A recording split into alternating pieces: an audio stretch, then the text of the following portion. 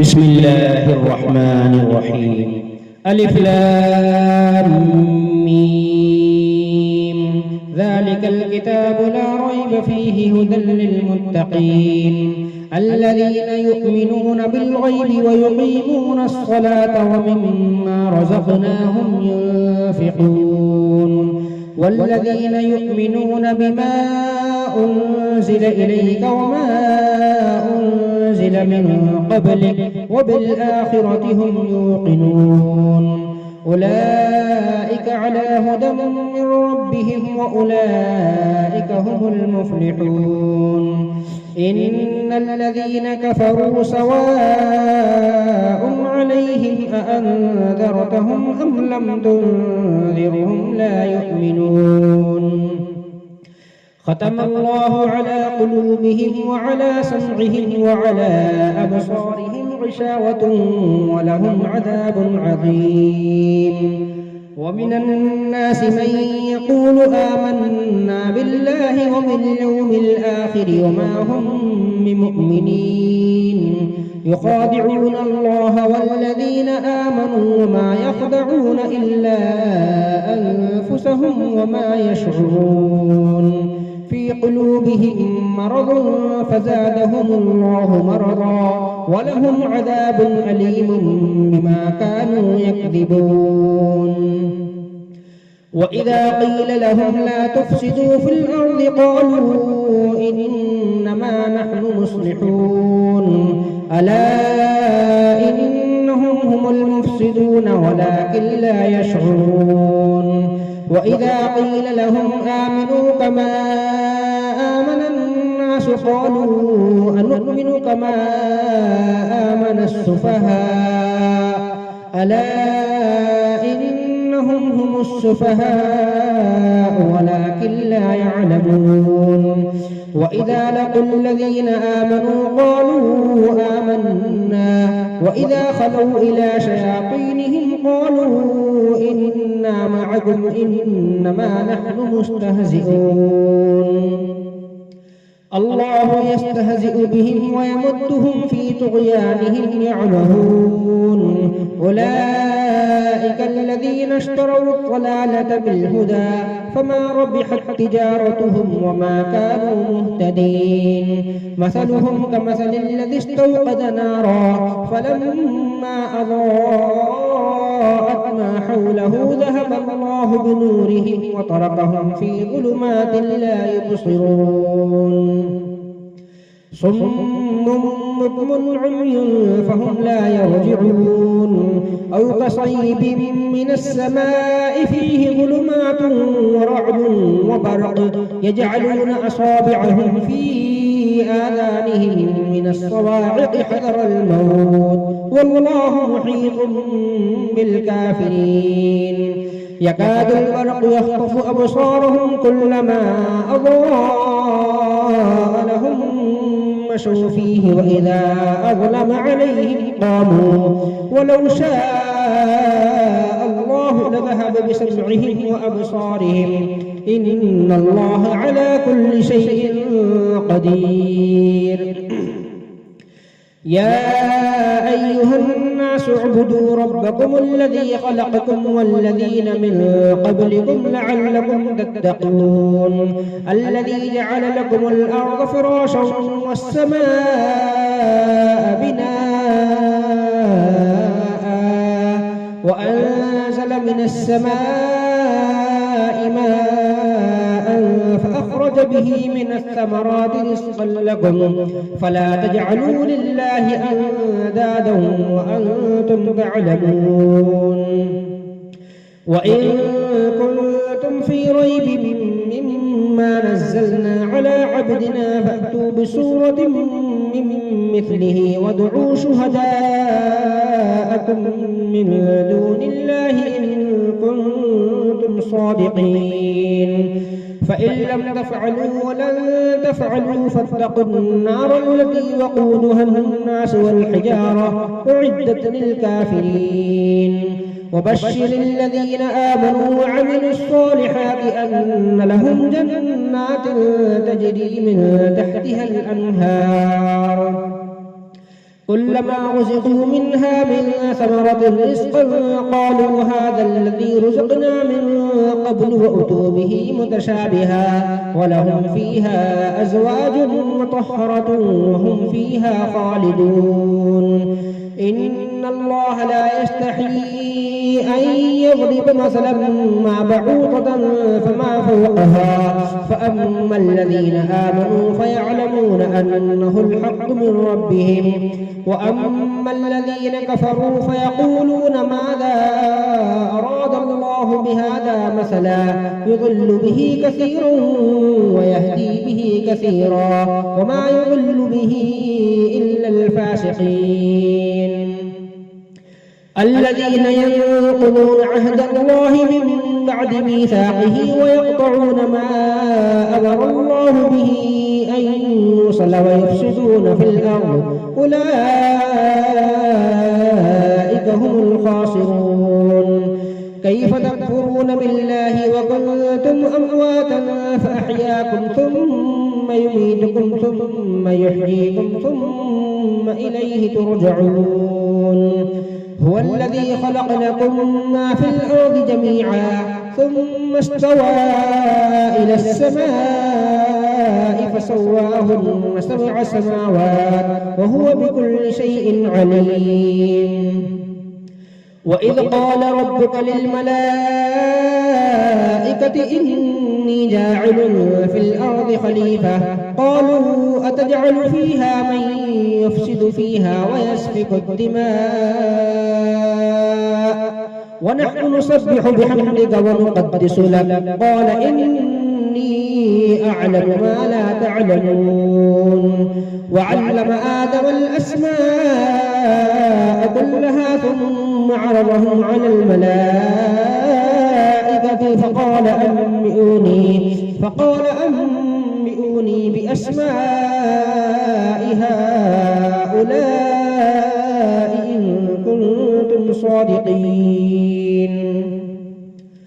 قالوا سبحانك لا علم لنا إلا ما علمتنا إنك أنت العليم الحكيم قال يا آدم أنبئهم بأسمائهم فلما أنبأهم بأسمائهم قال ألم أقل لكم إني أعلم غيب السماوات والأرض وأعلم ما تبدون وما كنتم تكتمون وإذ قلنا للملائكة اسجدوا لآدم فسجدوا إلا إبليس أبى واستكبر وكان من الكافرين وقلنا يا آدم اسكن أنت وزوجك الجنة وكلا منها رغدا حيث شئتما ولا تقربا هذه الشجرة فتكونا من الظالمين فأزلهما الشيطان عنها فأخرجهما مما كانا فيه وقلنا اهبطوا بعضكم لبعض عدو ولكم في الأرض مستقر ومتاع إلى حين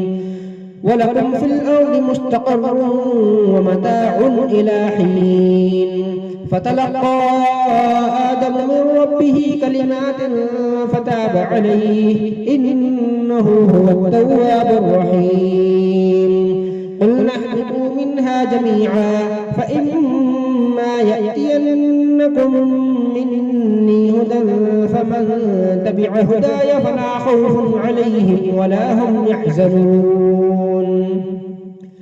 والذين كفروا وكذبوا بآياتنا أولئك أصحاب النار هم فيها خالدون يا بني إسرائيل اذكروا نعمتي التي أنعمت عليكم وأوفوا بعهدي أوف بعهدكم وإياي فارهبون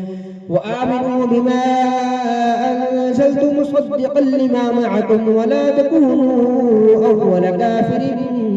به ولا تشتروا بآياتي ثمنا قليلا وإياي فاتقون ولا تلبسوا الحق بالباطل وتكتموا الحق وأنتم تعلمون وأقيموا الصلاة وآتوا الزكاة واركعوا مع الراكعين أتأمرون الناس بالبر وتنسون أنفسكم وأنتم تتلون الكتاب أفلا تعقلون واستعينوا بالصبر والصلاة وإنها لكبيرة إلا على الخاشعين الذين يظنون أنهم ملاقو ربهم وأنهم إليه راجعون يا بني إسرائيل اذكروا نعمتي التي أنعمت عليكم وأني فضلتكم على العالمين واتقوا يوما لا تجزي نفس عن نفس شيئا ولا يقبل منها شفاعة ولا يؤخذ منها عدل ولا هم ينصرون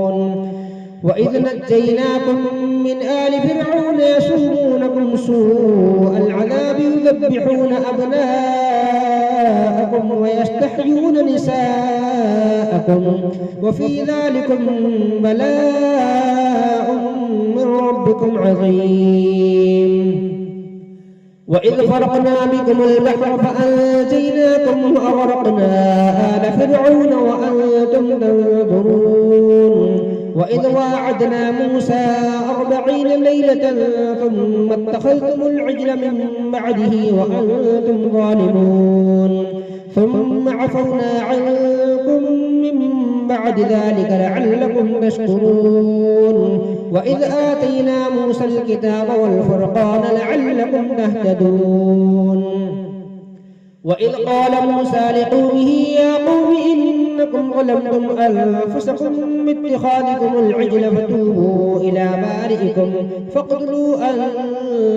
أنفسكم ذلكم خير لكم عند بارئكم فتاب عليكم إنه هو التواب الرحيم وإذ قلتم يا موسى لن نؤمن لك حتى نرى الله جهرة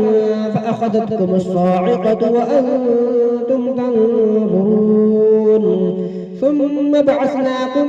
من بعد موتكم لعلكم تشكرون وظللنا عليكم الغمام وأنزلنا عليكم المن والسلوى كلوا من طيبات ما رزقناكم وما ظلمونا ولكن كانوا أنفسهم يظلمون وإذ قلنا ادخلوا هذه القرية فكلوا منها حيث شئتم رغدا وادخلوا الباب سجدا وقولوا حطة نغفر لكم خطاياكم وسنزيد المحسنين فبدل الذين ظلموا قولا غير الذي قيل لهم فأنزلنا على الذين ظلموا رجزا من السماء بما كانوا يفسقون وإذ استسقى موسى لقومه فقلنا اضرب بعصاك الحجر فانفجرت منه 12 عينا قد علم كل أناس مشربهم كلوا واشربوا من رزق الله ولا تعثوا في الأرض مفسدين وإذ قلتم يا موسى لن نصبر على طعام واحد فادع لنا ربك يخرج لنا مما تنبت الأرض من بقلها وقثائها وفومها وعدسها وبصلها قال أتستبدلون الذي هو أدنى بالذي هو خير اهبطوا مصرا فإن لكم ما سألتم وضربت عليهم الذلة والمسكنة وباءوا بغضب من الله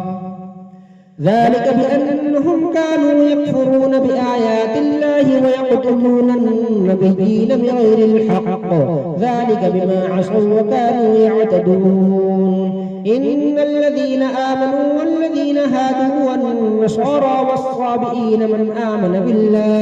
من آمن بالله واليوم الآخر وعمل صالحا فلهم أجرهم عند ربهم ولا خوف عليهم ولا هم يحزنون وإذ أخذنا ميثاقكم ورفعنا فوقكم الطور خذوا ما آتيناكم بقوة واذكروا ما فيه لعلكم تتقون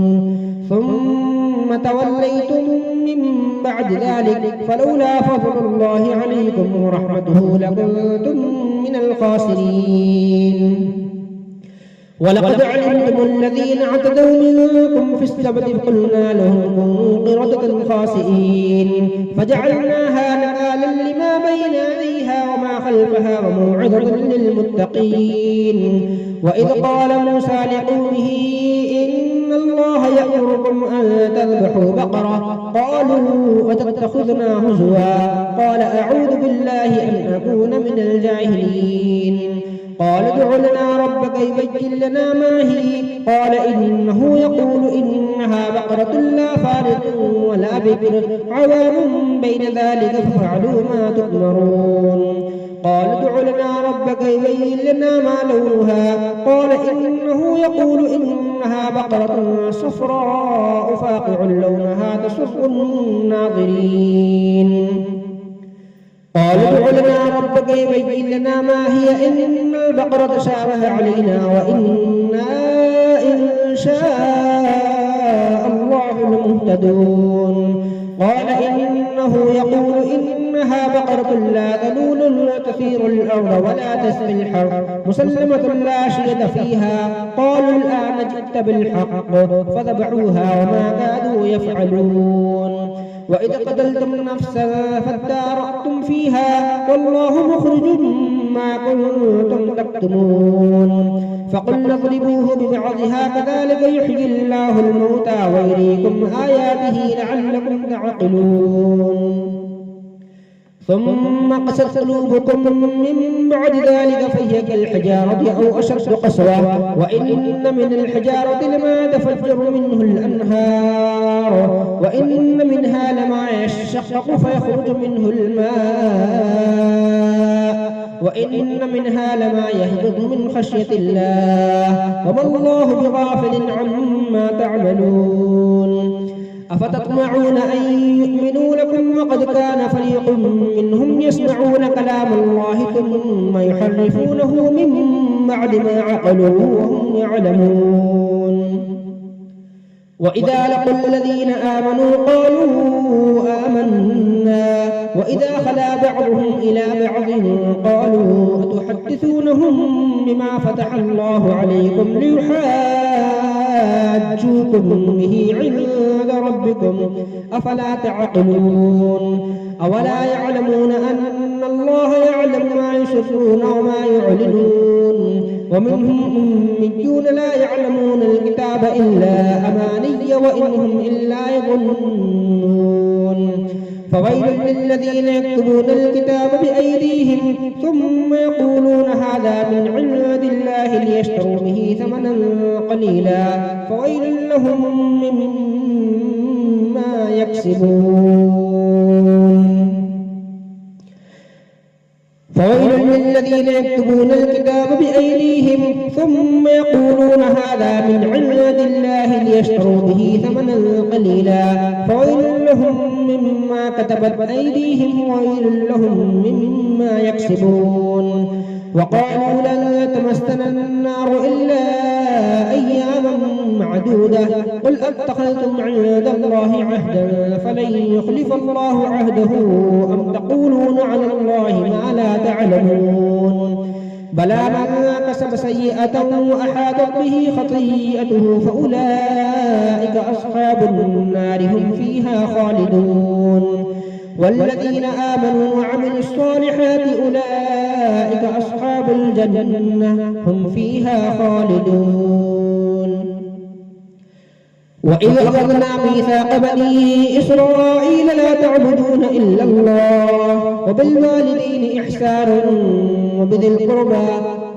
وإذ أخذنا ميثاق بني إسرائيل لا تعبدون إلا الله وبالوالدين إحسانا وذي القربى واليتامى والمساكين وقولوا للناس حسنا وأقيموا الصلاة وآتوا الزكاة ثم توليتم إلا قليلا منكم وأنتم معرضون.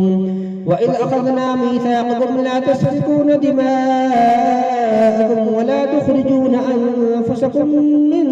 دياركم ثم أقررتم وأنتم تشهدون.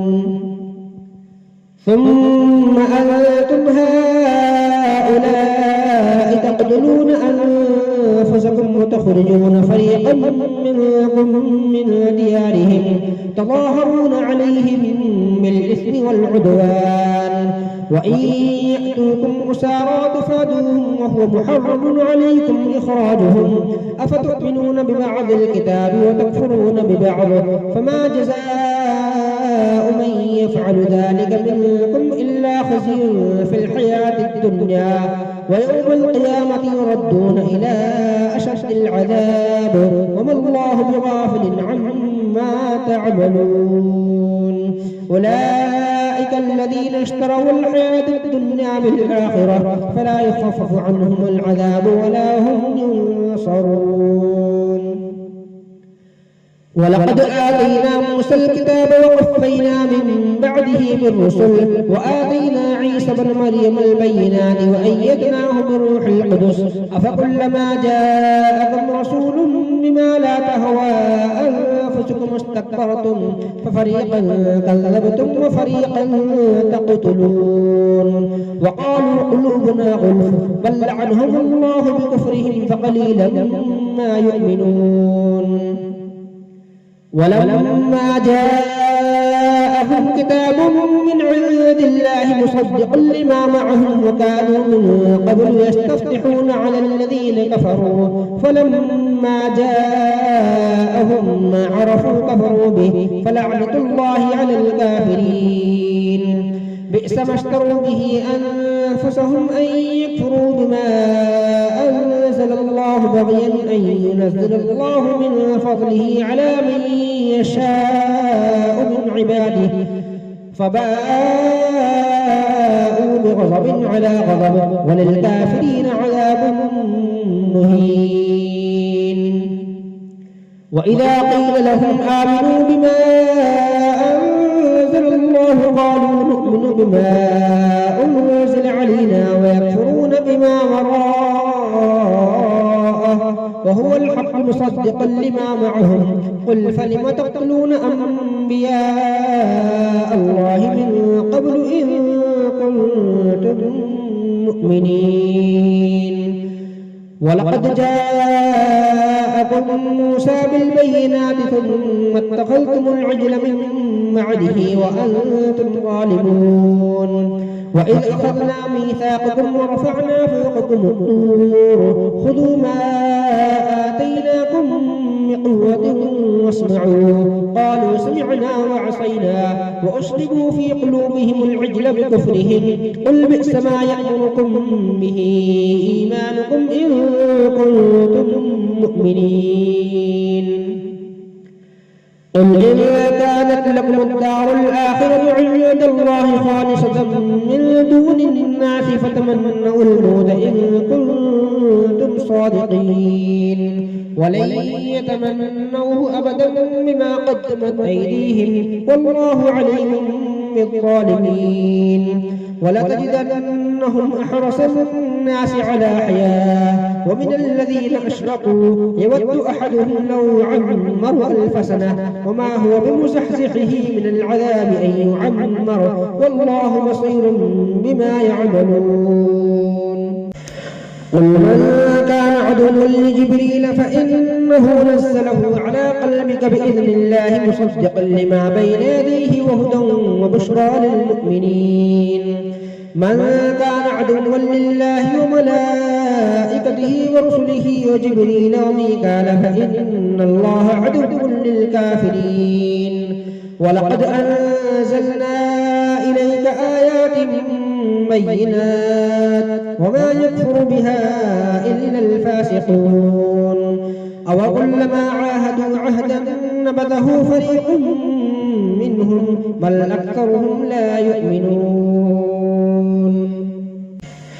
ولما جاءهم رسول من عند الله مصدق لما معهم نبذ فريق من الذين أوتوا كتاب الله وراء ظهورهم كأنهم لا يعلمون واتبعوا ما تتلو الشياطين على ملك سليمان وما كفر سليمان ولكن الشياطين كفروا يعلمون الناس السحر وما أنزل على الملكين ببابل هاروت وماروت وما يعلمان من أحد حتى يقولا إنما نحن فتنة فلا تكفر فيتعلمون منهما ما يفرقون به بين المرء وزوجه وما هم بضارين به من أحد إلا بإذن الله ويتعلمون ما يضرهم ولا ينفعهم ولقد علموا لمن اشتراه ما له في الآخرة من خلاق ولبئس ما شروا به أنفسهم لو كانوا يعلمون ولو أنهم آمنوا واتقوا لمثوبة من عند الله خير لو كانوا يعلمون يا أيها الذين آمنوا لا تقولوا راعنا وقولوا انظرنا واسمعوا وللكافرين عذاب أليم ما يود الذين كفروا من أهل الكتاب ولا المشركين أن ينزل عليكم من خير من ربكم والله يختص برحمته من يشاء والله ذو الفضل العظيم ما ننسخ من آية أو ننسها نأتي بخير منها أو مثلها ألم تعلم أن الله على كل شيء قدير ألم تعلم أن الله له ملك السماوات والأرض وما لكم من دون الله من ولي ولا نصير أم تريدون أن تسألوا رسولكم كما سئل موسى من قبل ومن يتبدل الكفر بالإيمان فقد ضل سواء السبيل ود كثير من أهل الكتاب لو يردونكم من بعد إيمانكم كفارا حسدا من عند أنفسهم من بعد ما تبين لهم الحق فاعفوا واصفحوا حتى يأتي الله بأمره إن الله على كل شيء قدير وأقيموا الصلاة وآتوا الزكاة وما تقدموا لأنفسكم من خير تجدوه عند الله إن الله بما تعملون بصير وقالوا لن يدخل الجنة إلا من كان هودا أو نصارى تلك أمانيهم قل هاتوا برهانكم إن كنتم صادقين بلى من أسلم وجهه لله وهو محسن فله أجره عند ربه ولا خوف عليهم ولا هم يحزنون وقالت اليهود ليست النصارى على شيء وقالت النصارى ليست اليهود على شيء وهم يتلون الكتاب كذلك قال الذين لا يعلمون مثل قولهم فالله يحكم بينهم يوم القيامة فيما كانوا فيه يختلفون ومن أظلم ممن منع مساجد الله أن يذكر فيها اسمه وسعى في خرابها أولئك ما كان لهم أن يدخلوها إلا خائفين لهم في الدنيا خزي ولهم في الآخرة عذاب عظيم ولله المشرق والمغرب فأينما تولوا فثم وجه الله إن الله واسع عليم وقال اتخذ الله ولدا سبحانه بل له ما في السماوات والأرض كل له قانتون بديع السماوات والأرض وإذا قضى أمرا فإنما يقول له كن فيكون وقال الذين لا يعلمون لولا يكلمنا الله أو تأتينا آية كذلك قال الذين من قبلهم مثل قولهم تشابهت قلوبهم قد بينا الآيات لقوم يوقنون إنا أرسلناك بالحق بشيرا ونذيرا ولا تسأل عن أصحاب الجحيم ولن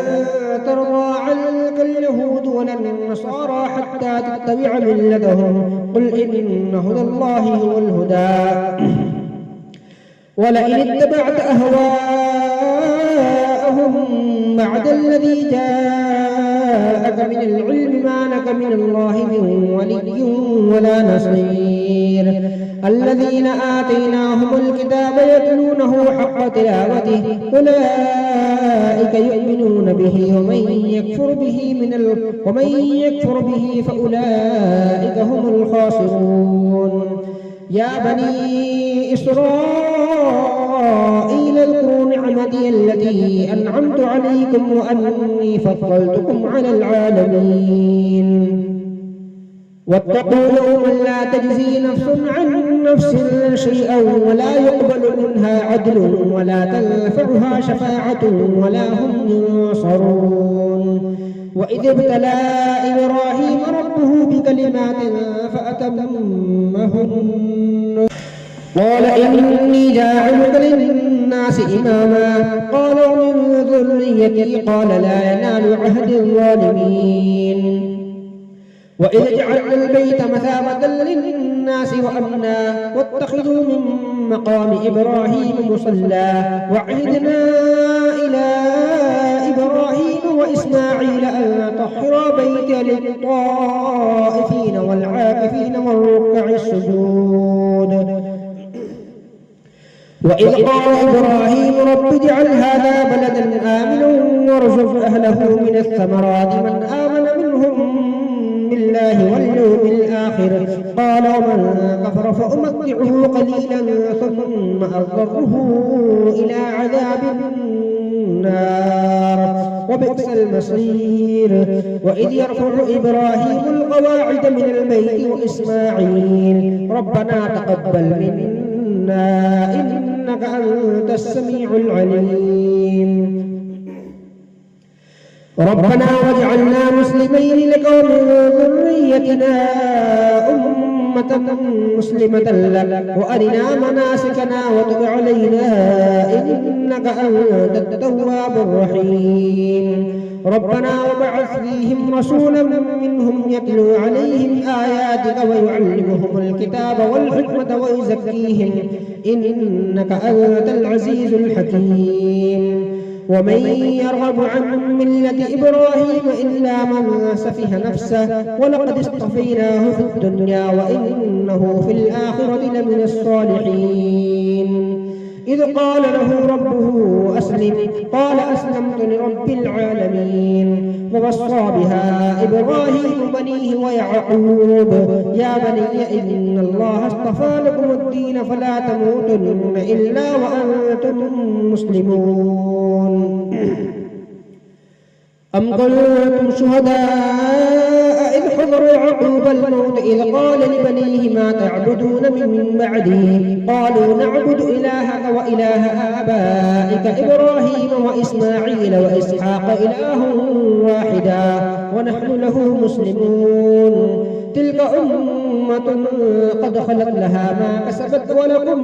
ما كسبتم ولا تسألون عما كانوا يعملون وقالوا كونوا هودا أو نصارى تهتدوا قل بل ملة إبراهيم حنيفا وما كان من المشركين قولوا آمنا بالله وما أنزل إلينا وما أنزل إلى إبراهيم وإسماعيل وإسحاق ويعقوب والأسباط وما أوتي موسى وعيسى وما أوتي النبيون من ربهم لا نفرق بين أحد منهم ونحن له مسلمون فإن آمنوا بمثل ما آمنتم به فقد اهتدوا وإن تولوا فإنما هم في شقاق فسيكفيكهم الله وهو السميع العليم صبغة الله ومن أحسن من الله صبغة ونحن له عابدون قل أتحاجوننا في الله وهو ربنا وربكم ولنا أعمالنا ولكم أعمالكم ونحن له مخلصون أم تقولون إن إبراهيم وإسماعيل وإسحاق ويعقوب والأسباط كانوا هودا أو نصارى قل أأنتم أعلم أم الله ومن أظلم ممن كتم شهادة عنده من الله وما الله بغافل عما تعملون تلك أمة قد خلت لها ما كسبت ولكم ما كسبتم ولا تسألون عما كانوا يعملون سيقول السفهاء من الناس ما ولاهم عن قبلتهم التي كانوا عليها قل لله المشرق والمغرب يهدي من يشاء إلى صراط مستقيم وكذلك جعلناكم أمة وسطا لتكونوا شهداء على الناس ويكون الرسول عليكم شهيدا وما جعلنا القبلة التي كنت عليها إلا لنعلم من يتبع الرسول ممن ينقلب على عقبيه وإن كانت لكبيرة إلا على الذين هدى الله وما كان الله ليضيع إيمانكم إن الله بالناس لرؤوف رحيم قد نرى تقلب وجهك في السماء فلنولينك قبلة ترضاها فول وجهك شطر المسجد الحرام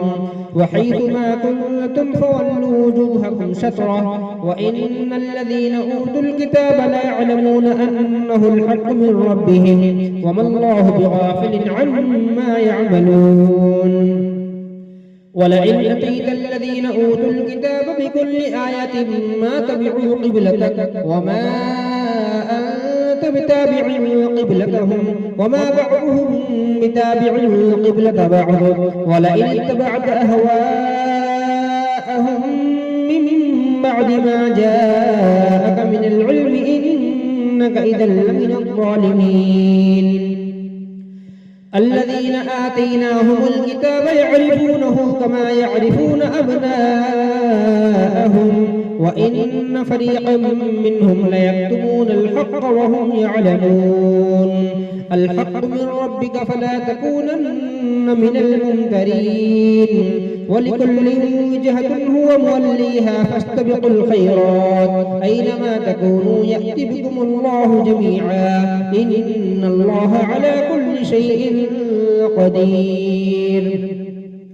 ومن حيث خرجت فول وجهك شطر المسجد الحرام وإنه للحق من ربك وما الله بغافل عما تعملون ومن حيث خرجت فول وجهك شطر المسجد الحرام وحيث ما كنتم فولوا وجوهكم شطره لئلا يكون للناس عليكم حجة إلا الذين ظلموا منهم فلا تخشوهم واخشوني ولأتم نعمتي عليكم ولعلكم تهتدون كما أرسلنا فيكم رسولا منكم يتلو عليكم آياتنا ويزكيكم ويعلمكم الكتاب والحكمة ويعلمكم ما لم تكونوا تعلمون فاذكروني أذكركم واشكروا لي ولا تكفرون يا أيها الذين آمنوا استعينوا بالصبر والصلاة إن الله مع الصابرين ولا تقولوا لمن يقتل في سبيل الله أموات بل أحياء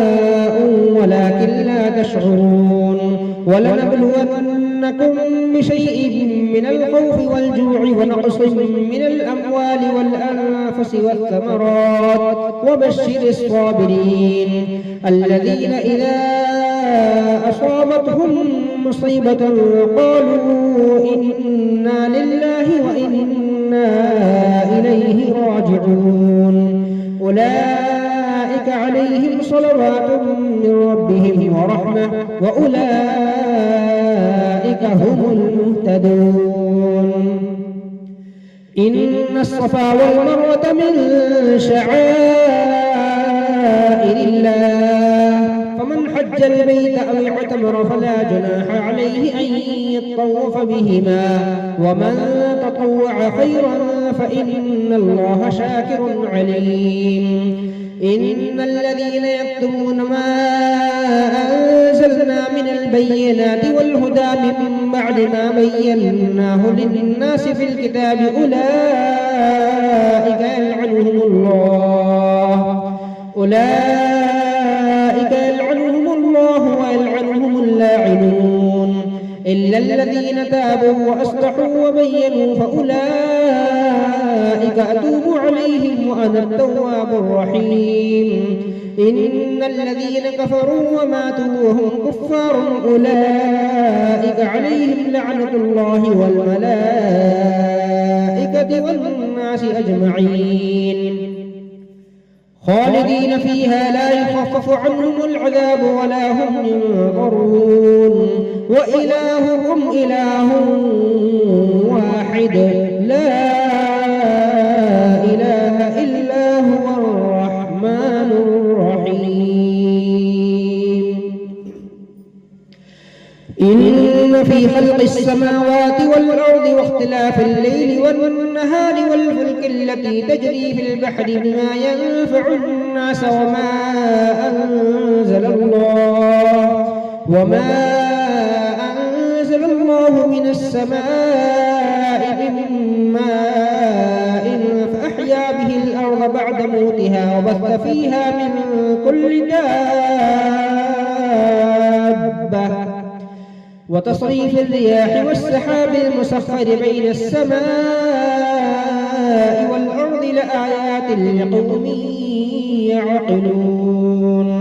ومن الناس من يتخذ من دون الله أندادا يحبونهم كحب الله والذين آمنوا أشد حبا لله ولو يرى الذين ظلموا إذ يرون العذاب أن القوة لله جميعا وأن الله شديد العذاب إذ تبرأ الذين اتبعوا من الذين اتبعوا ورأوا العذاب وتقطعت بهم الأسباب وقال الذين اتبعوا لو أن لنا كرة فنتبرأ منهم كما تبرأوا منا كذلك يريهم الله أعمالهم حسرات عليهم وما هم بخارجين من النار يا أيها الناس كلوا مما في الأرض حلالا طيبا ولا تتبعوا خطوات الشيطان إنه لكم عدو مبين إنما يأمركم بالسوء والفحشاء وأن تقولوا على الله ما لا تعلمون وإذا قيل لهم اتبعوا ما أنزل الله قالوا بل نتبع ما ألفينا عليه آباءنا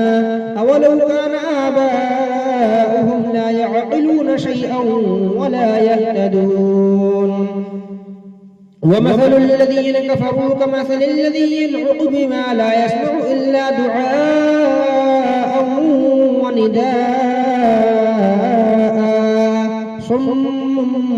بكم عمي فهم لا يعقلون يا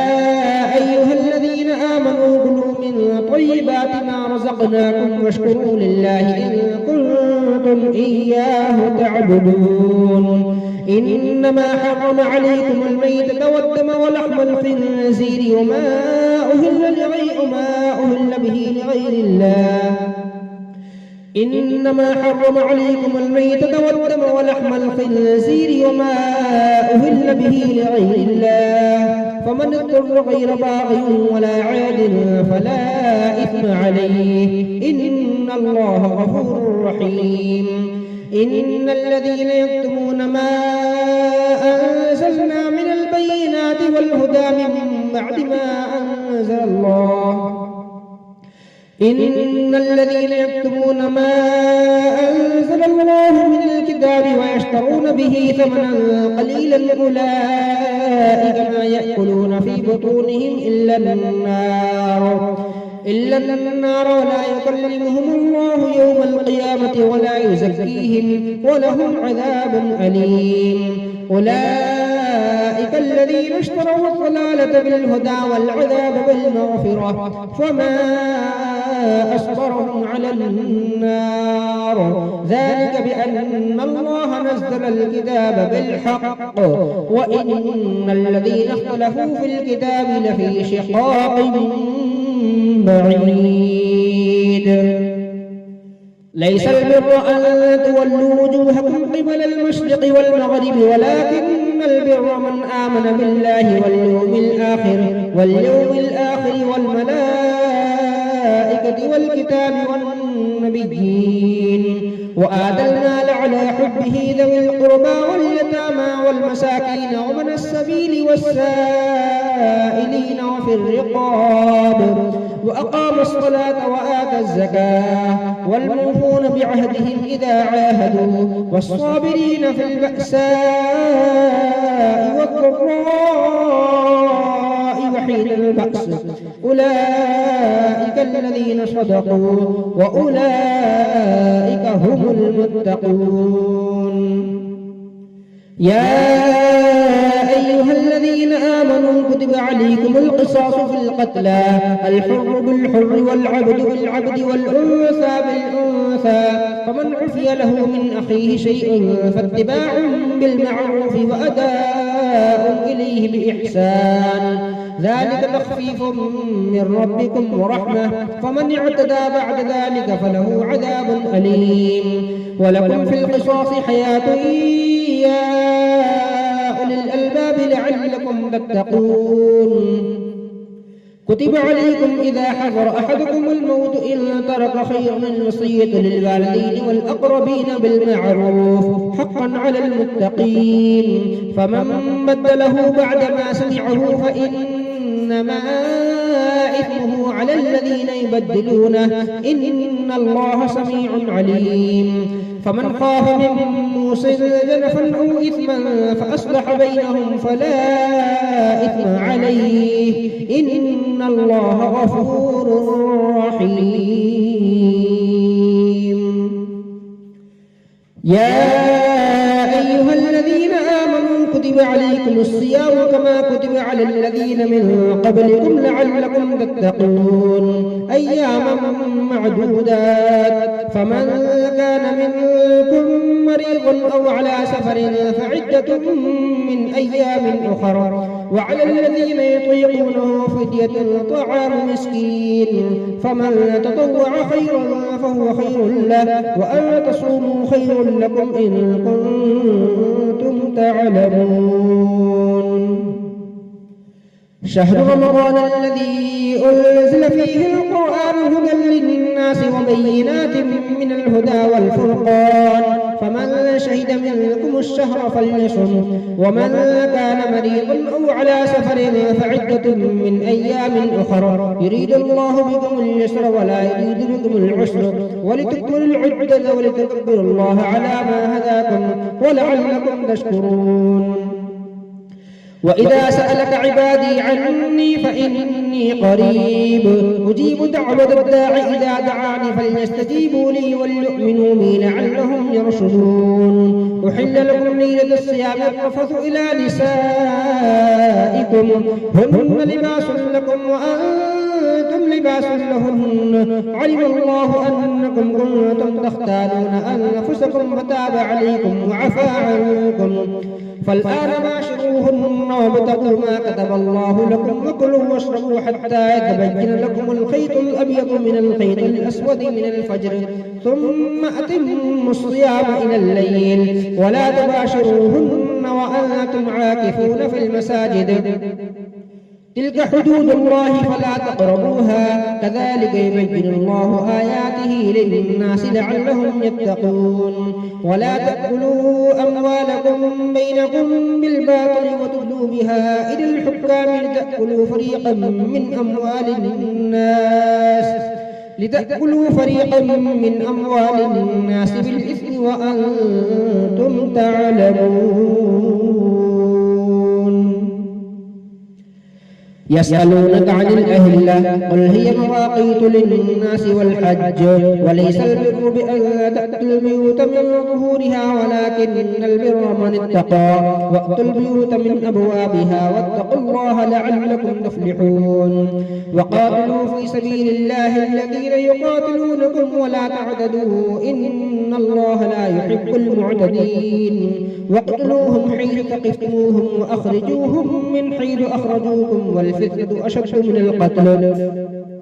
ولا تقاتلوهم عند المسجد الحرام حتى يقاتلوكم فيه فإن قاتلوكم فاقتلوهم كذلك جزاء الكافرين فإن انتهوا فإن الله غفور رحيم وقاتلوهم حتى لا تكون فتنة ويكون الدين لله فإن انتهوا فلا عدوان إلا على الظالمين الشهر الحرام بالشهر الحرام والحرمات قصاص فمن اعتدى عليكم فاعتدوا عليه بمثل ما اعتدى عليكم واتقوا الله واعلموا أن الله مع المتقين وأنفقوا في سبيل الله ولا تلقوا بأيديكم إلى التهلكة وأحسنوا إن الله يحب المحسنين وأتموا الحج والعمرة لله فإن أحسنتم فما استيسر من الهدي ولا تحلقوا رؤوسكم حتى يبلغ الهدي محله فمن كان منكم مريضا أو به أذى من رأسه ففدية من صيام أو صدقة أو نسك فإذا أمنتم فمن تمتع بالعمرة إلى الحج فما استيسر من الهدي فمن لم يجد فصيام 3 أيام في الحج و7 إذا رجعتم تلك 10 كاملة ذلك لمن لم يكن أهله حاضر المسجد الحرام واتقوا الله واعلموا أن الله شديد العقاب الحج أشهر معلومات فمن فرض فيهن الحج فلا رفث ولا فسوق ولا جدال في الحج وما تفعلوا من خير يعلمه الله وتزودوا فإن خير الزاد التقوى واتقون يا أولي الألباب ليس عليكم جناح أن تبتغوا فضلا من ربكم فإذا أفضتم من عرفات فاذكروا الله عند المشعر الحرام واذكروه كما هداكم وإن كنتم من قبله لمن الضالين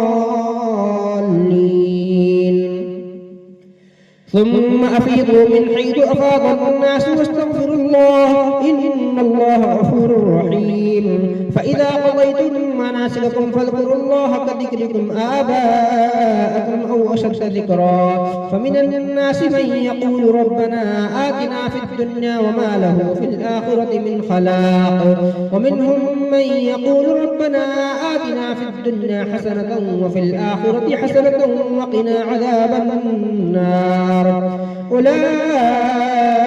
لهم نصيب مما كسبوا والله سريع الحساب واذكروا الله في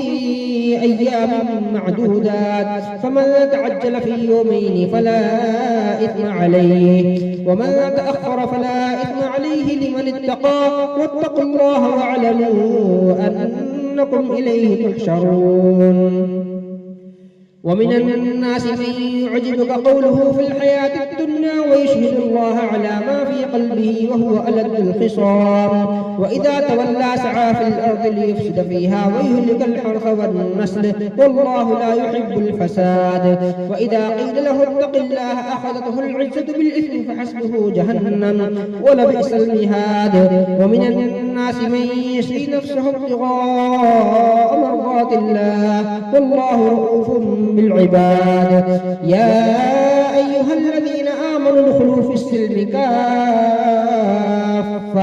ولا تتبعوا خطوات الشيطان إنه لكم عدو مبين فإن زللتم من بعد ما جاءتكم البينات فاعلموا أن الله عزيز حكيم هل ينظرون إلا أن يأتيهم الله في ظلل من الغمام والملائكة وقضي الأمر وإلى الله ترجع الأمور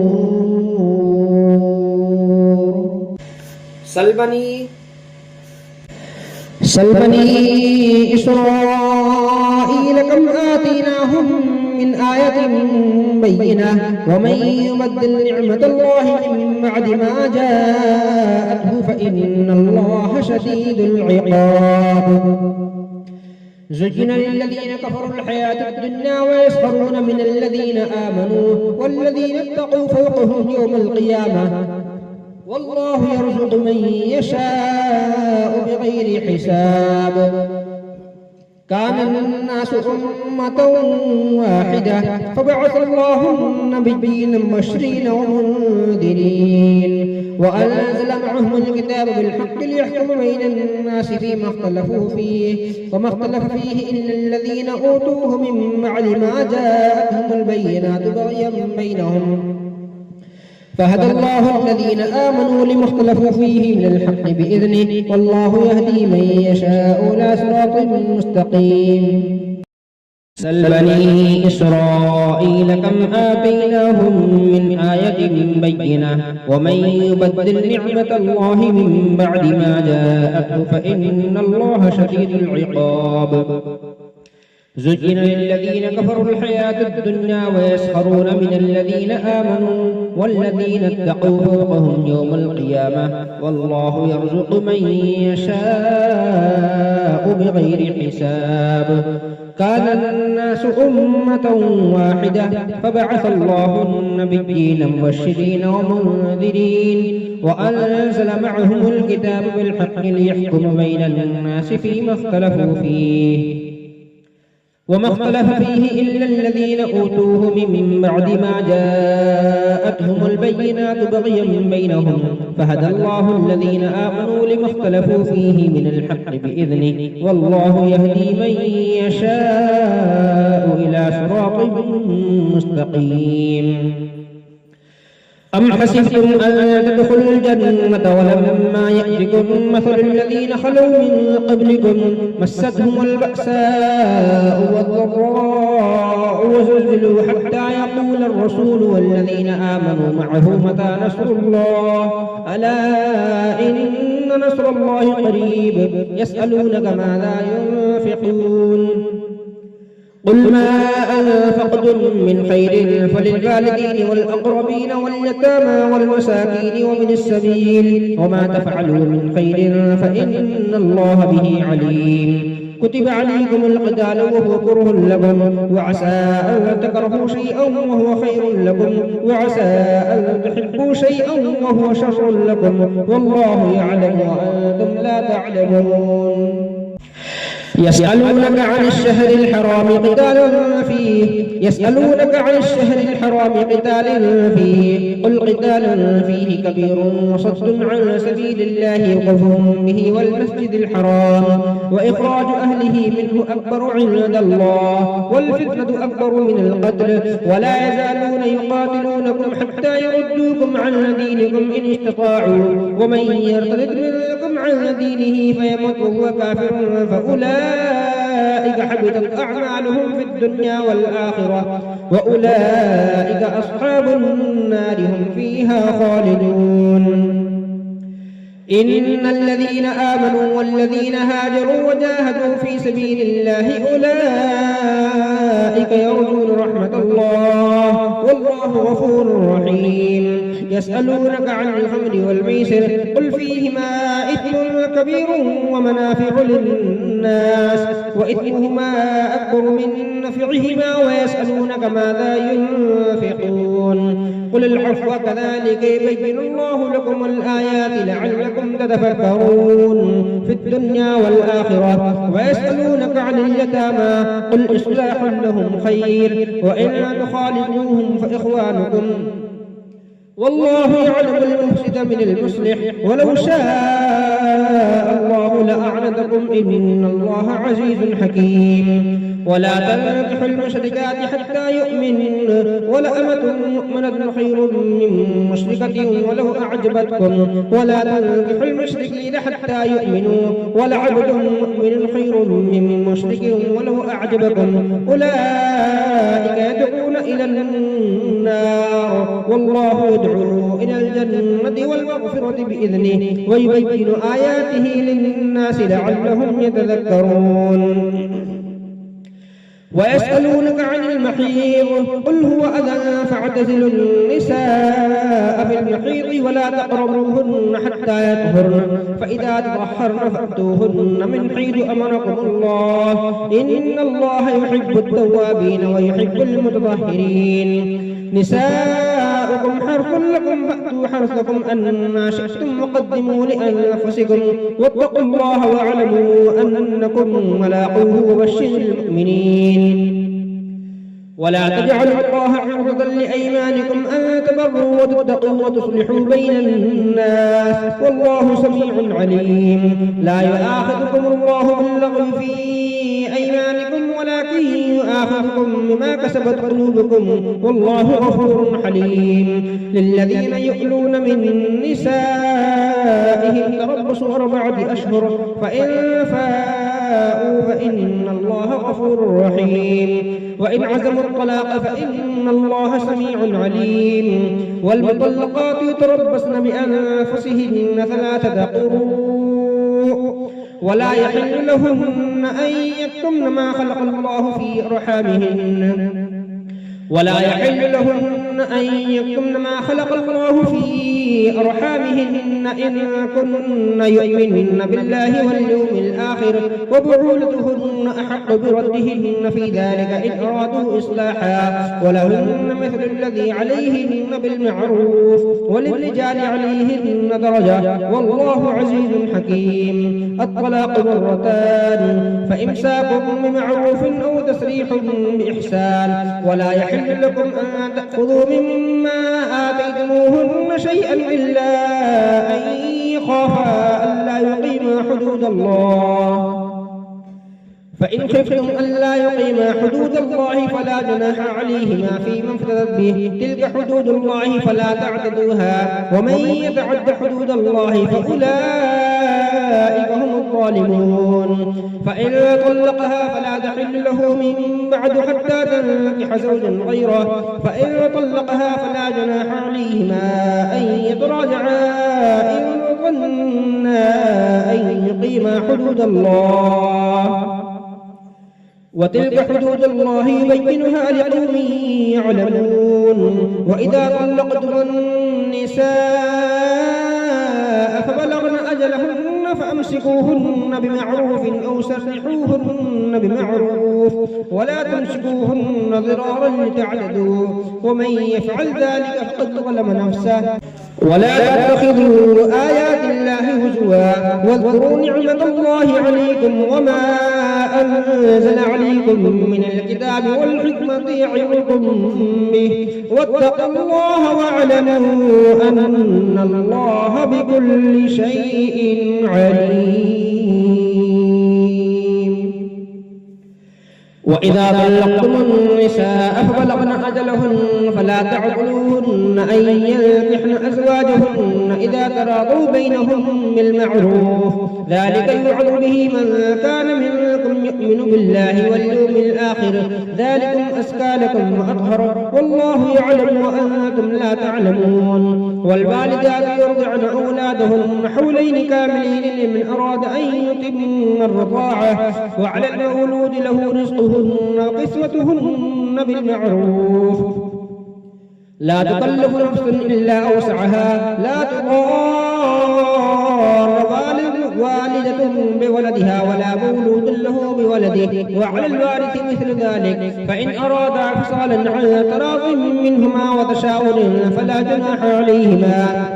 وإن أردتم أن تسترضعوا أولادكم فلا جناح عليكم إذا سلمتم ما آتيتم بالمعروف واتقوا الله واعلموا أن الله بما تعملون بصير. والذين يتوفون منكم ويذرون أزواجا يتربصن بأنفسهن 4 أشهر و10 فإذا بلغن أجلهن فلا جناح عليكم فيما فعلن في أنفسهن بالمعروف والله بما تعملون خبير. ولا جناح عليكم فيما عرضتم به من خطبة النساء أو أكننتم في أنفسكم علم الله أنكم ستذكرونهن ولكن لا تواعدوهن سرا إلا أن تقولوا قولا معروفا ولا تعزموا عقدة النكاح حتى يبلغ الكتاب أجله واعلموا أن الله يعلم ما في أنفسكم فاحذروه واعلموا أن الله غفور حليم. لا جناح عليكم إن طلقتم النساء ما لم تمسوهن أو تفرضوا لهن فريضة ومتعوهن على الموسع قدره وعلى المقتر قدره متاعا بالمعروف حقا على المحسنين. وإن طلقتموهن من قبل أن تمسوهن وقد فرضتم لهن فريضة فنصف ما فرضتم إلا أن يعفون أو يعفو الذي بيده عقدة النكاح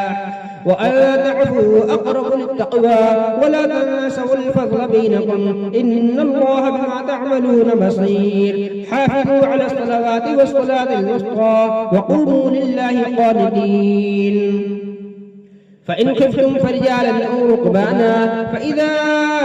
أمنتم فاذكروا الله كما علمكم ما لم تكونوا تعلمون. والذين يتوفون منكم ويذرون أزواجا وصية لأزواجهم متاعا إلى الحول غير إخراج فإن خرجنا فلا جناح عليكم فيما فعلن في أنفسهن من معروف والله عزيز حكيم. وللمطلقات متاع بالمعروف حقا على المتقين كذلك يبين الله لكم آياته لعلكم تعقلون.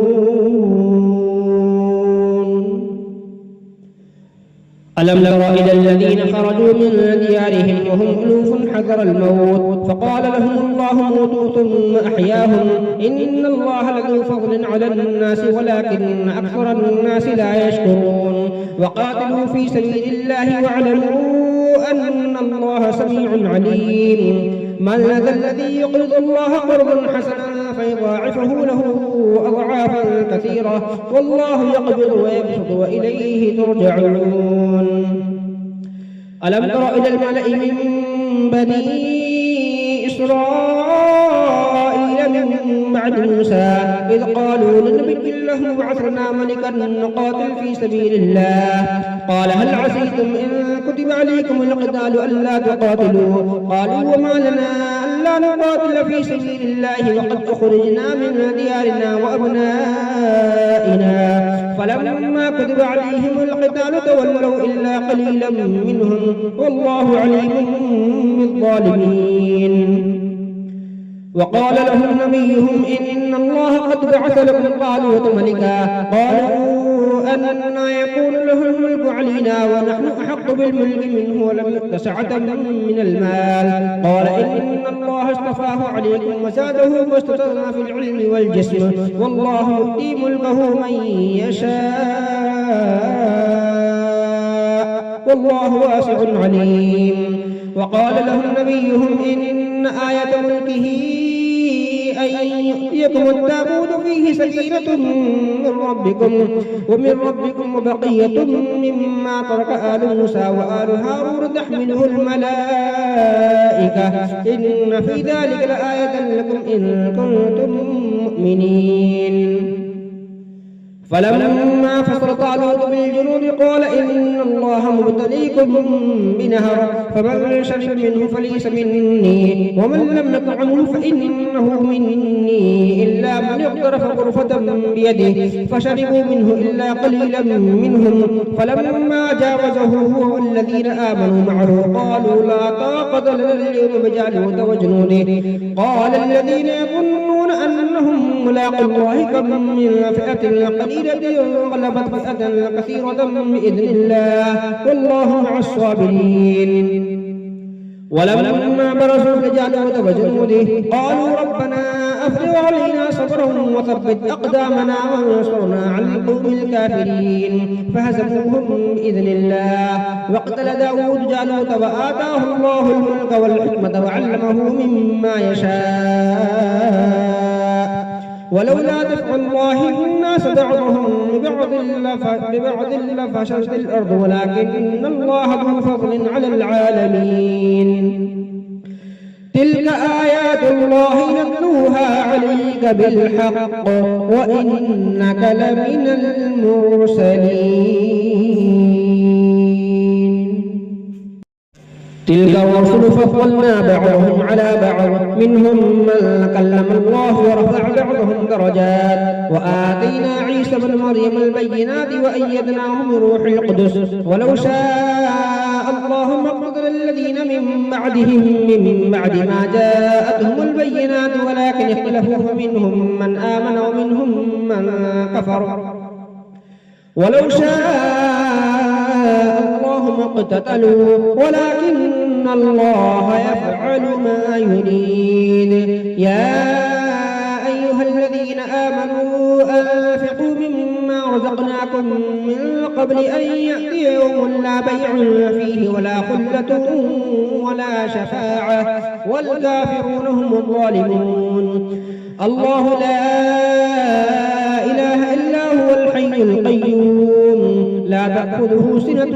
ولا نوم له ما في السماوات وما في الأرض من ذا الذي يشفع عنده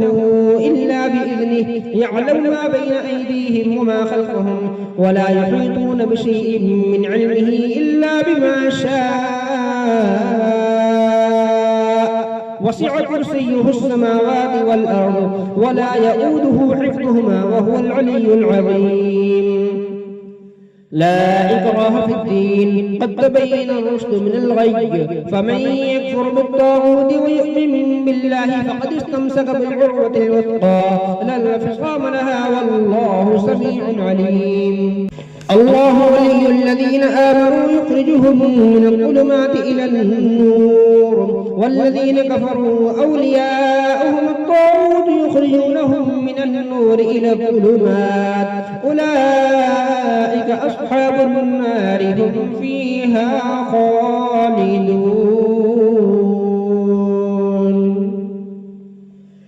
ألم تر إلى الذي حاج إبراهيم في ربه أن آتاه الله الملك إذ قال إبراهيم ربي الذي يحيي ويميت قال أنا أحيي وأميت قال إبراهيم فإن الله يأتي بالشمس من المشرق فأت بها من المغرب فبهت الذي كفر والله لا يهدي القوم الظالمين. أو كالذي مر على قرية وهي خاوية على عروشها قال أنى يحيي هذه الله بعد موتها فأماته الله 100 عام ثم بعثه قال كم لبثت قال لبثت يوما أو بعض يوم قال بل لبثت 100 عام فانظر إلى طعامك وشرابك لم يتسنه وانظر إلى حمارك ولنجعلك آية للناس وانظر إلى العظام كيف ننشزها ثم نكسوها لحما فلما تبين له قال أعلم أن الله على كل شيء قدير. وإذ قال إبراهيم رب أرني كيف تحيي الموتى قال أولم تؤمن قال بلى ولكن ليطمئن قلبي قال فخذ 4 من الطير فاصرهن إليك ثم اجعل على كل جبل منهن جزءا ثم ادعهن يأتينك سعيا واعلم أن الله عزيز حكيم. مثل الذين ينفقون أموالهم في سبيل الله كمثل حبة أنبتت 7 سنابل في كل سنبلة 100 حبة والله يضاعف لمن يشاء والله واسع عليم. الذين ينفقون أموالهم في سبيل الله ثم لا يتبعون ما أنفقوا منا ولا أذى لهم أجرهم عند ربهم ولا خوف عليهم ولا هم يحزنون. قول معروف ومغفرة خير من صدقة يتبعها أذى والله غني حليم. يا أيها الذين آمنوا لا تبطلوا صدقاتكم بالمن والأذى كالذي ينفق ماله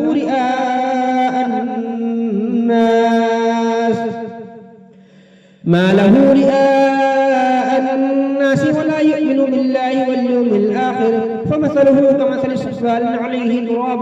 فأصابه وابل فتركه صلدا لا يقدرون على شيء مما كسبوا والله لا يهدي القوم الكافرين. ومثل الذين ينفقون أموالهم ابتغاء مرضات الله وتثبيتا من أنفسهم كمثل جنة بربوة أصابها وابل فآتت أكلها ضعفين فإن لم يصبها وابل فطل والله بما تعملون بصير. أيود أحدكم أن تكون له جنة من نخيل وأعناب تجري من تحتها الأنهار له فيها من كل الثمرات وأصابه الكبر وله ذرية ضعفاء فأصابها إعصار فيه نار فاحترقت كذلك يبين الله لكم الآيات لعلكم تتفكرون. يا أيها الذين آمنوا أنفقوا من طيبات ما كسبتم ومما أخرجنا لكم من الأرض ولا تيمموا الخبيث منه تنفقون ولستم بآخذيه إلا أن تغمضوا فيه واعلموا أن الله غني حميد. الشيطان يعدكم الفقر ويأمركم بالفحشاء والله يعدكم مغفرة منه وفضلا والله واسع عليم. يؤتي الحكمة من يشاء ومن يؤت الحكمة فقد أوتي خيرا كثيرا وما يذكر إلا أولو الألباب. وما أنفقتم من نفقة أو نذرتم من نذر فإن الله يعلم وما للظالمين من أنصار. إن تبدوا الصدقات فنعما هي وإن تخفوها وتؤتوها الفقراء فهو خير لكم ويكفر عنكم من سيئاتكم والله بما تعملون خبير. ليس عليك هداهم ولكن الله يهدي من يشاء وما تنفقوا من خير فلأنفسكم وما تنفقون إلا ابتغاء وجه الله وما تنفقوا من خير يوفى إليكم وأنتم لا تظلمون. للفقراء الذين احصروا في سبيل الله لا يستطيعون ضربا في الأرض يحسبهم الجاهل أغنياء من التعفف تعرفهم بسيماهم لا يسألون الناس إلحافا وما تنفقوا من خير فإن الله به عليم. الذين ينفقون أموالهم بالليل والنهار سرا وعلانية فلهم أجرهم عند ربهم ولا خوف عليهم ولا هم يحزنون. الذين يأكلون الربا لا يقومون إلا كما يقوم الذي يتخبطه الشيطان من المس ذلك بأنهم قالوا إنما البيع مثل الربا وأحل الله البيع وحرم الربا. فمن جاءه موعظة من ربه فانتهى فله ما سلف وأمره إلى الله ومن عاد فأولئك أصحاب النار هم فيها خالدون. يمحق الله الربا ويربي الصدقات والله لا يحب كل كفار أثيم.